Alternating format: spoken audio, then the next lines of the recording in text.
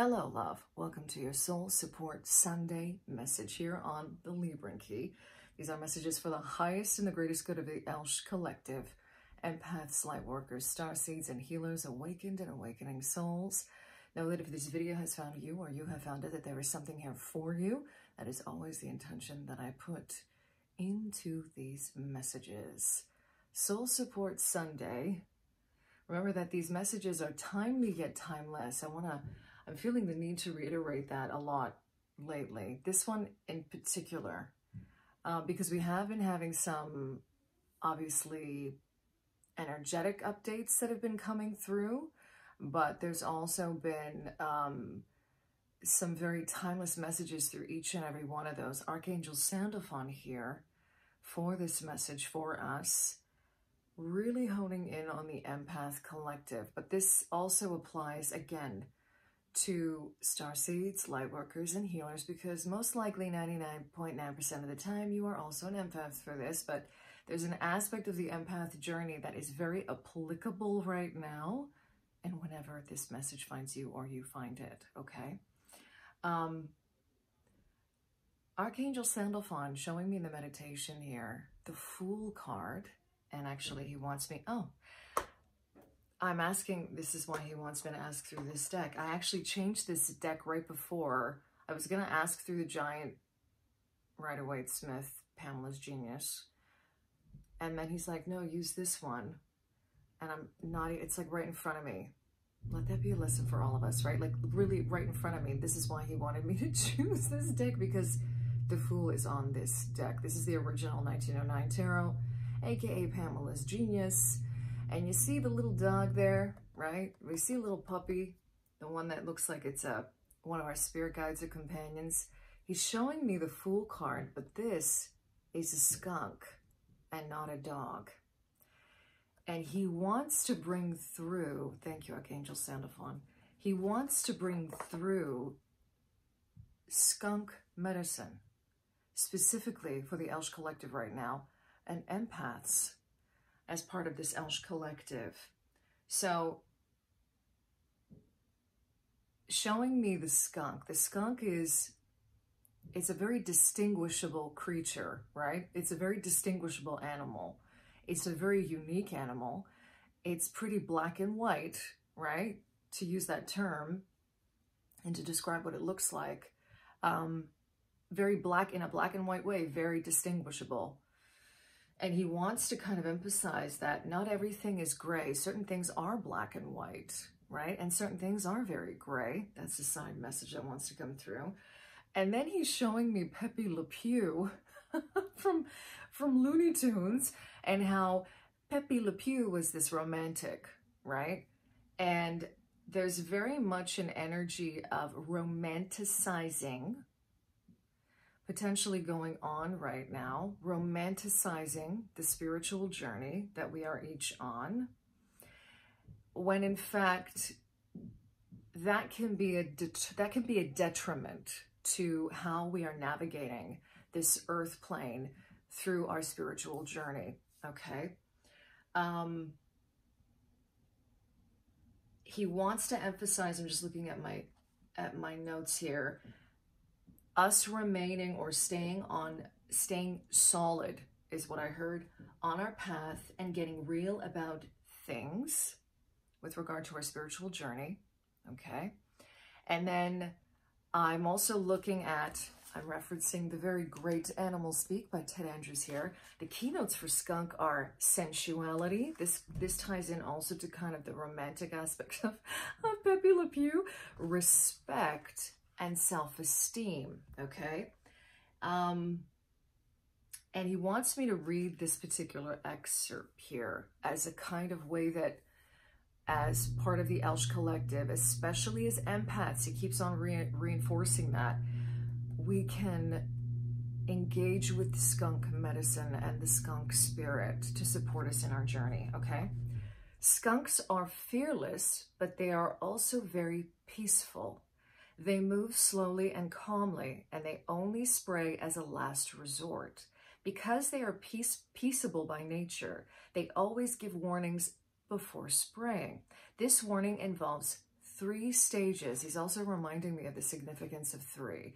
We had that come up for this November update. As we close out the month of November, I can post that update video here as well for you to just take a look at in terms of the messages that were coming through there, because he's showing me that while they are relevant, again, coming back to this timely yet timeless message, there are certain elements of what came through in the November energy update that are relevant, especially to the empath collective and the empath journey here in Mama Gaia, okay? First, it will stamp its feet and turn its back to you. I mean, that's a pretty straightforward message. It's what he's directing me to. Like, when you don't want to engage with somebody, I think that's pretty much enough. Like, you want to leave somebody alone once they stamp their feet and turn their back to you. Second, it will raise its tail up as the gland which sprays is located underneath. When the third step arrives, it is usually too late. After raising the tail, the skunk will look back over its shoulder. This is to line up the correct angle for spraying. Once the skunk has seen you over its shoulder, it's too late. The spray is gone, right? And he's giving this to me and to us right now. He's showing it to me as an analogy for having really healthy boundaries. Black and white. This is how he's tying it all together. There's also a section here. So there's a beautiful little picture here of a skunk. Right here. And underneath, the caption here is, the skunk is most noted for its spray, which is such a recognizable fragrance. Although the spray does not kill, it awakens a healthy respect in those who encounter it. A healthy respect is what he wants me to emphasize here, okay? And this is connected to knowing yourself, being very, just knowing yourself. And he's wanting us to work with these 2 energies here. And they've been coming through this month. Natural citrine, any citrine for that matter, but natural citrine specifically, because this is a color specifically that's coming through. Very kind of a clean yellow, clear yellow. And black tourmaline. This is a piece of polished black tourmaline, okay? So both these energies very much in alignment with knowing who you are and standing firm in your ground, being grounded in those energies, and that in knowing who you are, you protect yourself. That was a message that had come through in another video. I can't remember what it is. I'll post it here as well. I will find it. I forget the titles. You know, once they're done, it's like I have to go back to remember the messages. Sometimes there's little details that, you know, they escape me until I go back to revisit them. Remember to take, that's actually a message here of remembering to take what resonates and leave what does not, right? Because there's going to be certain things that really speak to you. These are general messages, right? But they are very much for specific collectives. So they all apply to a certain degree to us in different ways. And what he's reminding me of is that about keeping, I think it was the one where I talked about keeping your energy pure, where we connect to our own pillar of light, and in knowing our energy and in knowing our energetic signature and our frequency very, very well, know thyself, right? Know thyself. It's very much about, that's your protection. And there was I can't remember the animal medicine that came through for that. It was something that came through for that as well. Anyway, I will link it here so you can take a look at that. All right. So he wants me to get started. He wants me to get started. The Fool energy, coming back to the Fool card here, is very much connected to this energy of purity. This energy of being in our pure energy, of embarking on our own individual journeys. And understanding that those individual journeys are going to be very different from others. And the energy of comparing doesn't really get us very far. It's quite a limiting thing. And it's actually very much connected to the old matrixy way of being, where there's a programming and indoctrination about being like everyone else. that we're just kind of, like, he's just showing me, like, we're dumping that. We're throwing that away here, okay? So I'm asking first through the Work Your Light Oracle. This was another deck that he was really emphasizing this past month as well, because working your light, you know, you working with your energy and your own energetic frequency, your pillar of light is working your light, right? And the original 1909 tarot here, Pamela's Genius. Okay, so messages of soul support around this, specifically with this skunk medicine about you. You know, he's showing me empaths and light workers, the Elsh Collective in general, very much like we're like skunks, right? Like we're really super unique. And we also at the same time need to really be like this energy of healthy respect, coming back to having a lot of maybe people around us who don't understand the journeys that we're on, and that's not really our business, and that in embracing this energy of, I know I'm well respected because I respect myself and I create healthy boundaries. He's actually showing me that this is about having healthy respect for us, because the moment that we have that healthy respect for ourselves, it's reflected in the people that we engage with, right? And then they're like, oh, okay, you know, I get it. Like he's saying, I'm hearing him say, like, don't be a doormat. Don't be a doormat anymore. Maybe that's something that is a specific message for some of you that wants to come through. He's showing me a star, and he's showing me you shining your light, and that a star, that's all it does. It never dims its light for anyone, right?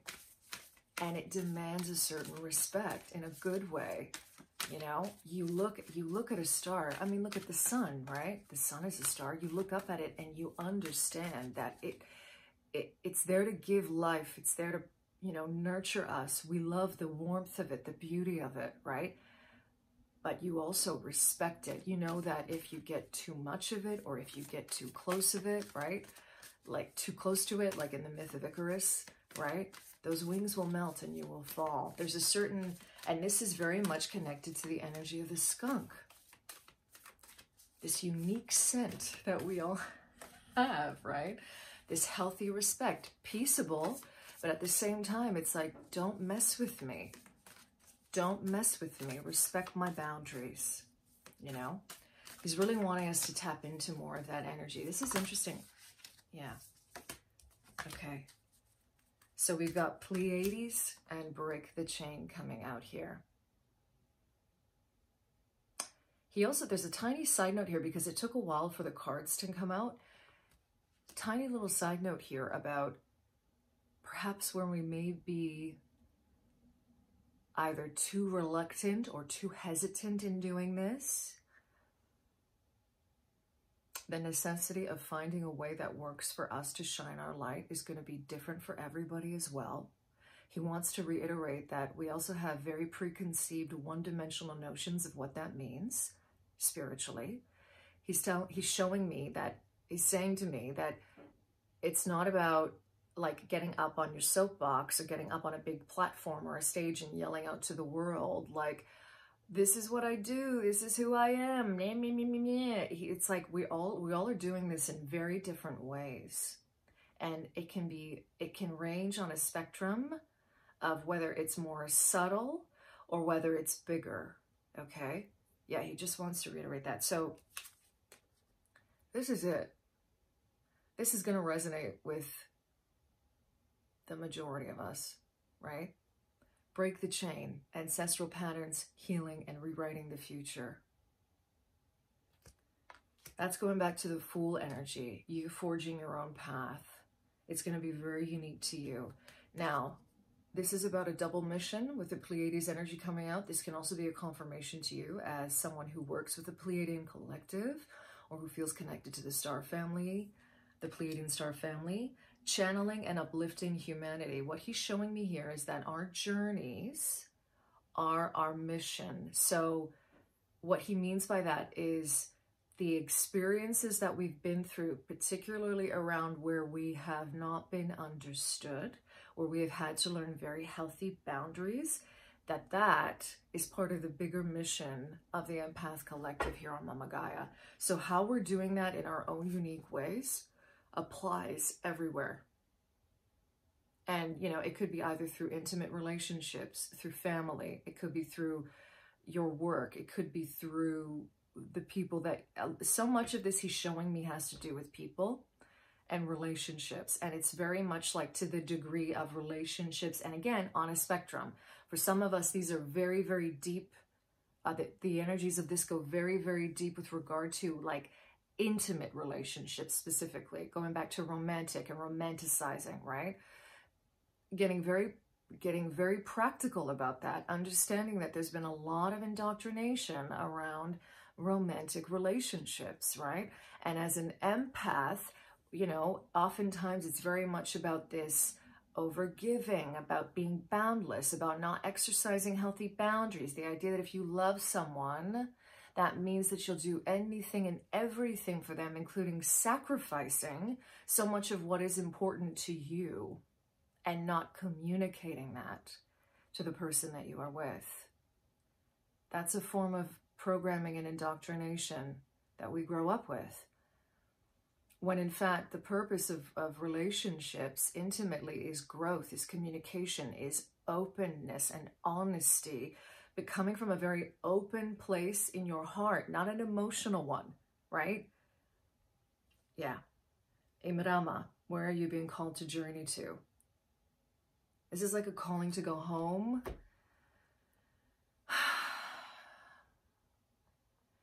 He's just saying, what is your soul calling you to do? Like in the Fool card, where do you want to go? Where do you see yourself being? What journey? Again, this is your journey, your individual journey that's unique to you. Where is that? Where are you being called to go? It may seem very, very different from something that you thought it was. It may seem very, very different from what you thought it was. And that's where he wants to get back to this romanticizing what you think this spiritual journey is all about. It keeps on showing me the Strength card as well. I'm getting the images of the Strength card coming through. Again, taming the inner beast, taming these preconceived notions, right? That are holding us back. They're holding us back. That's not a good thing, right? All right, that was quick. Yeah. Look at that. Let's maybe just pop a couple more. We've got the High Priestess and the, ooh, there's a lot coming out here. Okay. Oh my. All right. Okay. We're going to start here. There's a lot of cards. We're going to start here with the Four of Pentacles. So this is an energy of clinging on to something. How it's coming through for this reading. This is an energy of clinging on to something that is more of a detriment to us because it's safe, because it feels safe. Comfort zone, staying in our comfort zone. But is it really safe, is what he's saying? Because you stay there, you stagnate. Is that really safe? Ask yourself that question, right? Again, emphasizing the heart space here. He's emphasizing the heart space in this particular image where we're coming from a place perhaps of past hurts. We're being too emotional about something instead of coming from a place of openness and purity and trust and knowing ourselves and trusting our journey. Okay, he wants me to start with this, the High Priestess and the Star in reverse, okay? So this is something that in general, he's giving this to me as a very collective, almost universal message for the Elsh Collective, for awakened and awakening souls, that this is a big part of our journey here on Mama Gaia, to come more deeply into our intuition and more deeply into healing, to flip these beautiful, beautiful images, these beautiful babies upside down, to stand in this beautiful sovereignty of our intuition, right? And renewing ourselves to a new way of seeing things, a new journey. That's part of what we're here to do. It's not about coming here and knowing everything. We're here to learn, right? stepping into this beautiful energy, this Nine of Pentacles, this Justice card coming out as well. Like he's actually showing me these two in contrast to these, okay? And that this is how we do it. We do this in order to flip this. So this is about aligning to our authentic selves and expressing that in our physical reality. And with Justice coming out here, this is really interesting because he's showing me this is like the truth of who we are. It's there's a lot of Archangel Michael energy coming through for this particular, how it's coming through for this reading, where it's like you're expressing the truth of who you are. That this is part of the karma balancing. Like I'm hearing sacred contract that you came to do. Break the chain. Breaking the chain of these ancestral patterns, moving out of the energies of this social conformity that is a detriment to our evolution and growth. It's very much this energy of like, it's like a kind of keeping up with the Joneses energy mixed in with not wanting to ruffle too many feathers, not wanting to make people feel uncomfortable, also connected with, you know, just your things that have been said to you in terms of the things that you have experienced, believed, how sensitive you may have been, how you were told to grow up. So many things coming through there. Take what resonates, okay? Take what resonates with that. So look at this. Oh my goodness. Yeah, and we've even got the Fool coming out here in reverse too. So he's showing me, I'm just going to keep on, Page of Swords with the Four of Cups in reverse. I'm just going to show you everything that came out here. Queen of Swords with the Fool, okay, in reverse. And then we've got the Tower and the Devil in reverse. I'm going to start with these. This is the breaking of the ancestral patterns, breaking the chains, okay? Coming out of a moment, a Tower moment, an ego death of the foundations that we have had growing up, the programming, the indoctrination, the old matrix, shoddy ground foundations, breaking down, and coming out of the illusions of the self, the illusions of the more dysfunctional aspects of the ego, okay? The illusions of the programming and the indoctrination. That is a huge nod to what we are all here to do to different degrees, okay? And with this Page of Swords and the Four of Cups coming out in reverse, he wants to acknowledge here that we've been doing the work, coming out of the negative self-talk, coming out of the being too succumbing to the mind, succumbing to the more negative aspects of the mind, the questioning, right?